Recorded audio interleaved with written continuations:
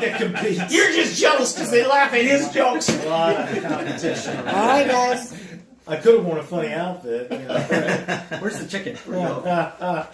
Hey, kids, we're back with 3D Politics. I'm Tom McKay with all three of the Davids that matters, especially the Bumblebee we're calling it tonight. We've got a growing demographic of Hispanics in this country, and so, I know my market. You do what you got to do. That's right. We're going to move now into the ever knowledgeable brain of David Vann, where his expertise in mental health and how we treat that in today's society, how that comes into contact with the drug culture, and how police come into contact with both and have to sort out. Right, and we've actually been punishing some of our most successful patients. I got into this on the medical marijuana because a young veteran, Navy veteran, with PTSD, generalized anxiety, a number of problems, he was given 900 pills a month by the VA. Total zombie, benzodiazepines, he's out of it. On disability, physically healthy young man, 22 years old. His family sent him to Colorado for a medically supervised trial. Last week I had him speak to a bunch of mental health experts. We're talking therapists, psychiatrists, and people. And he held up those 900 bags in a Ziploc, pretty heavy, gallon-sized bag.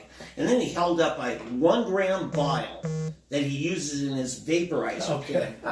And he said, 1 gram, 900 pills, you decide. Simple efficiency alone is It's a no-brainer. Yeah, so for people who already have a condition, and you can choose this medicine or that, you go with the safer one. And every doctor I've talked to, every pharmacist I've talked to has said, absolutely, the marijuana is the safer drug for the person who already has that disorder. Well, for contraindication alone, you're not mixing it up. So. Yes, absolutely. And so it's for people like that I said, you know what? These are people who gave to serve our country, to protect our country, and we're criminalizing them because they won't play game with the VA. And isn't that a perfect visual representation of liberty versus regulation and bureaucracy? You've got this simple little solution here, or you've got this huge bag of unintended consequences and baggage. Yeah, right. Well, and one of the unintended consequences, because we have so much socialized medicine, is the sheer expense. I mean, and here you have somebody who cannot be productive in society, is going to be relying on social welfare. He's going to be he's relying on the VA and all the expense of all those medications. He's a near vegetable through no fault or decision of his own. Really, we're taking him out of the game, so to speak. Right, and the doctors actually are forbidden by law to be able to do anything about it.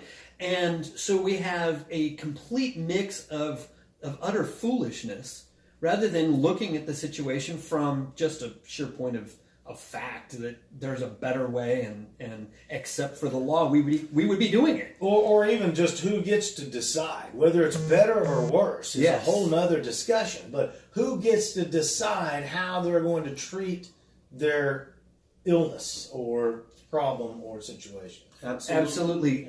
You and I, we have sovereignty over our persons.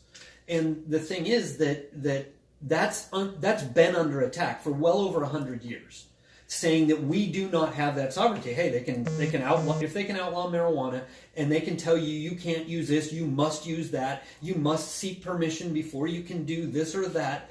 When you don't cause harm to anybody else, then the problem is that you actually don't have rights any longer. You have to seek somebody else. It's really anti-intellectual and anti-philosophical because you've got to ask permission to conduct science, right? Because Schedule I drug means that there's all kinds of research that's not being conducted. So you can't even know what the potential societal impacts are because you're not allowed to inquire. Yeah, it means the Israelis are way ahead of us on the research because they were actually studying it. Well, God's people as well. So,